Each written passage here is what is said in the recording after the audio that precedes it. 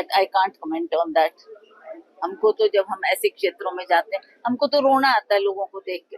लोग हमारे को गले लगा के बोलते हमने अपने प्रियजनों को खो दिया, हमने अपने बेटों को खो दिया, हमारा एक ही एक पुत्र था वो चला गया इस बाढ़ में। तो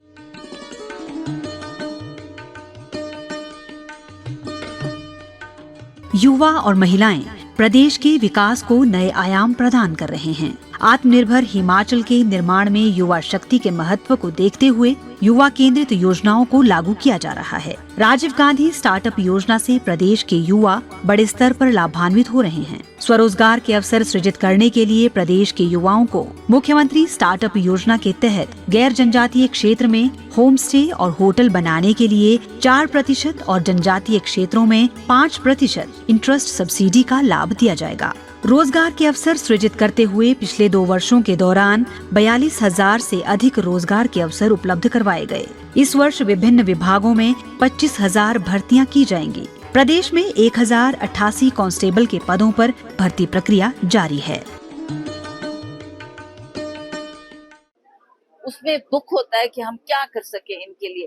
हम प्रयास करते हैं, संभव हमारा ये कोशिश होनी चाहिए कि हम सरकार से भी बात करें, हिमाचल प्रदेश को भी अवगत करवाएं कि मैं दौरा करके आई, वहां पर ऐसी स्थिति है, जो जो उनकी अभी तुरंत जरूरत है उसको पूरा करें, चाहे वो राशन है, चाहे पानी है, चाहे मेडिसिन है, वो उनको मिलनी चाहिए ताकि उनकी जो लोग हैं, प्रभावित लोग हैं, उनके पास उन्होंने सब कुछ खो दिया है। अपना घर खो दिया है, जमीनें खो दी है, अपनी गौशालाएं खो दी है, अब कई लोगों के परिवार के लोग चले गए हैं। तो ऐसे वक्त में हम उनके साथ खड़े न रहें तो इससे बड़ा दुर्भाग्य और क्या हो सकता है।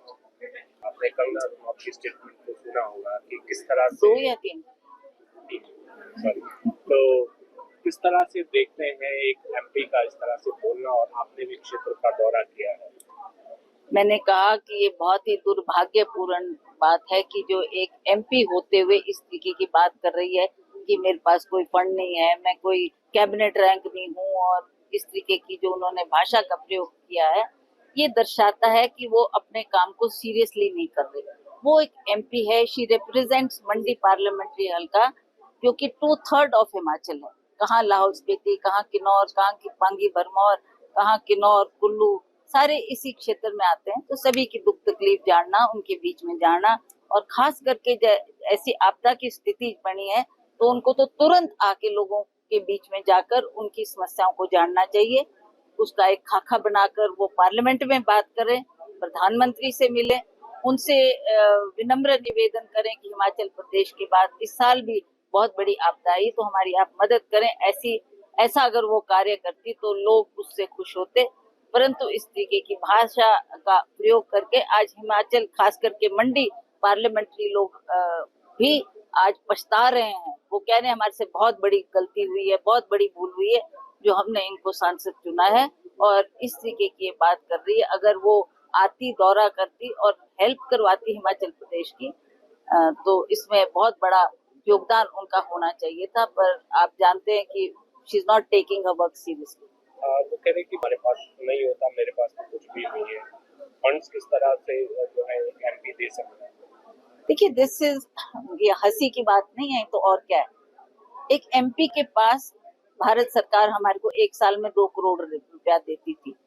पहले 1 करोड़ था, फिर 2 करोड़ हुआ, अब 5 साल में 1 साल में हमको 5 करोड़ मिलता है, और उसी तरह से 5 साल में 25 करोड़ की धनराशि एक एमपी को मिलती है, जो कि वो अपने एरिया में इसको डिस्ट्रीब्यूट कर सकते हैं। और खास करके जो ऐसी आपदा आई है वहां तो we can give, MP fund से आप उनकी मदद कर सकते हैं। किसी को राशन नहीं मिल रहा, वहाँ राशन दिलवा दो, कहीं सड़कें टूट गई है वहाँ आप योगदान दें, और जब देखेंगे लोग कि एमपी भी कर रही तो लोग भी उसमें जुड़कर बढ़ चढ़ के भाग लेंगे और लोगों की मदद करेंगे।